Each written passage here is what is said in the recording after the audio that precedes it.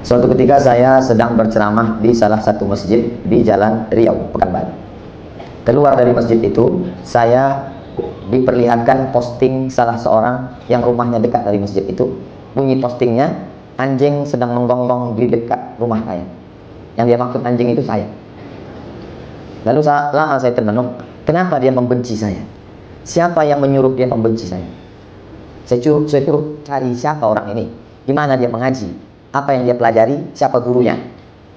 Setelah dicari-cari, barulah tahu dasar dia membenci saya itu 3. Yang pertama, karena Abdul Somad ini pelaku bid'ah.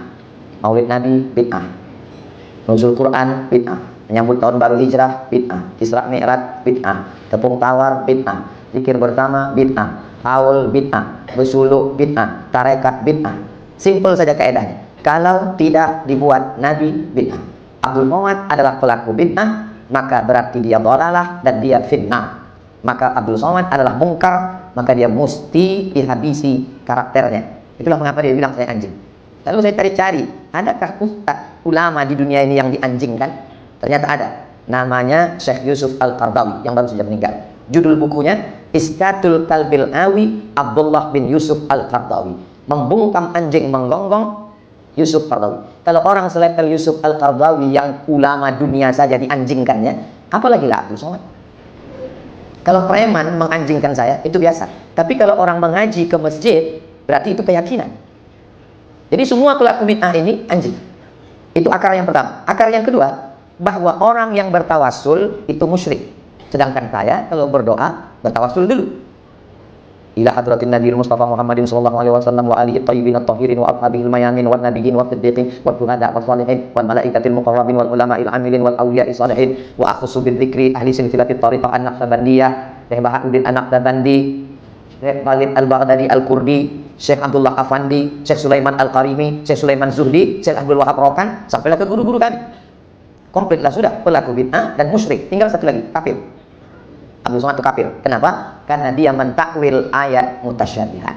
Ar-Rahman 'alal 'arsy istawa mesti dipahami al-julus wal istiqrar. Allah itu duduk di atas kursi, duduk di atas arsy. Kalau tidak meyakini Allah duduk di atas arsy, berarti dia kafir. Jadi Abdul Somad itu pertama mubtadi', pelaku bid'ah. Yang kedua, musyrik karena bertawassul. Yang ketiga, kafir karena mentakwil. Jadi setiap bid'ah itu apa? Sesat. Dan ini pembahasan masalah bid'ah ini panjang banget, Pak. Ya butuh waktu khusus. Ya, karena masalah ini masalah sangat pelik dan sangat sensitif. Ya, banyak orang tidak mau ritualnya dianggap bid'ah. Dan banyak orang menganggap ketika kita berbicara ini bid'ah, ini bukan, katanya pengadilan akhirat. Soheh, Pak. Itu rojak pengadilan akhirat itu.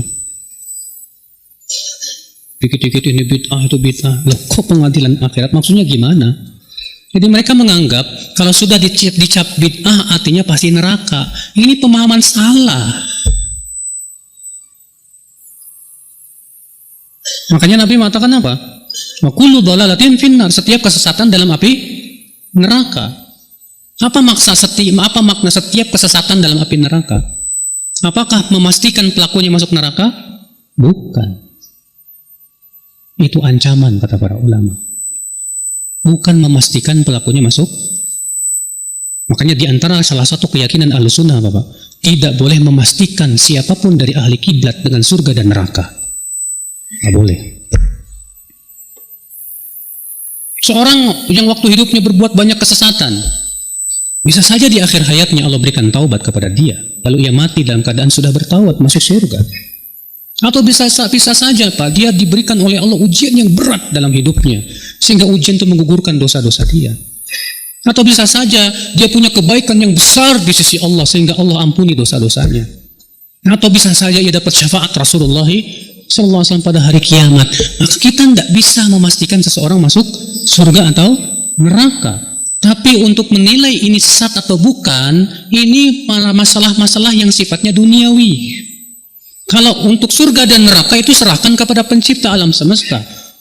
Allah yang berhak untuk memasukkan seseorang surga atau ke neraka. Tapi kalau untuk menilai ini sesat atau tidak, berdasarkan keterangan-keterangan yang kuat dan nyata, maka seluruh ulama melakukannya.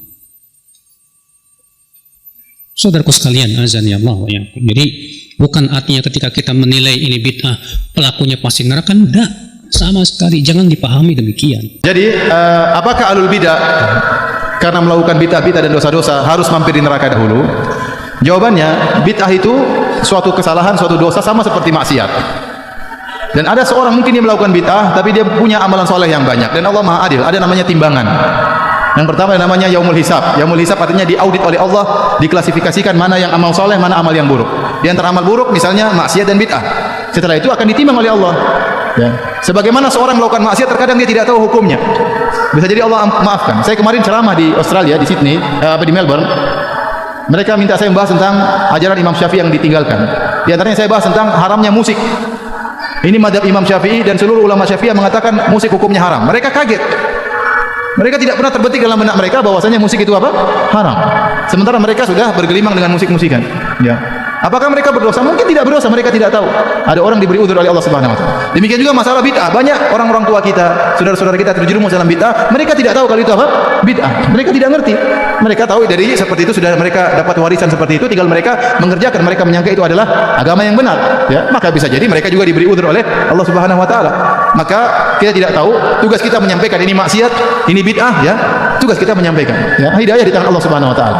Ya, jadi bisa jadi seorang terkumpul kepada dalam dirinya kebaikan dan kemaksiatan atau kebaikan dan kebid'ahan, maka tidak otomatis dia masuk neraka jahanam, tidak, akan ditimbang oleh Allah Subhanahu wa taala. Ya, kalau ternyata kebaikannya luar biasa, ya, hebat orang ini dalam masalah ibadah, dalam salat malam, sunnah-sunnah dia kerjakan, bid'ah juga dia kerjakan, tapi sunnahnya lebih banyak, luar biasa, bisa jadi dia langsung masuk surga Allah Subhanahu wa taala. Tapi tugas kita mengingatkan ini kesalahan, ini maksiat, ini adalah bid'ah dan seterusnya. Iya. Imam Lalakai menghikayatkan dari 500 ulama ini. Dan sebelumnya telah dihikayatkan oleh siapa? At-Tabarani. Ya. Baik. Asy'ariyah ada bentuk dari Jahmiyah. Karena itu Syekhul Islam menyebutkan bahwa Jahmiyah itu ada beberapa derajat, dan salah satu di antara derajat itu adalah kelompok Asy'ariyah. Walaupun di masa kita tidak mengetahui ada dari ulama yang mengkafirkan Asy'ariyah, kita tidak tahu itu. Ya. Karena mereka ini tidak bisa dikatakan, walaupun sebagian dari ucapannya dikatakan kufur, akan tetapi tidak ada dari ulama yang mengkafirkan. Dan ini dari insafnya ahli sunnah. Kenapa tidak dikafirkan? Ya, karena mereka dikatakan muawil, mereka mentakwil, punya takwil. Mereka keliru memahami. Keliru memahami. Jelas ya? Di dalam hal tersebut. Baik.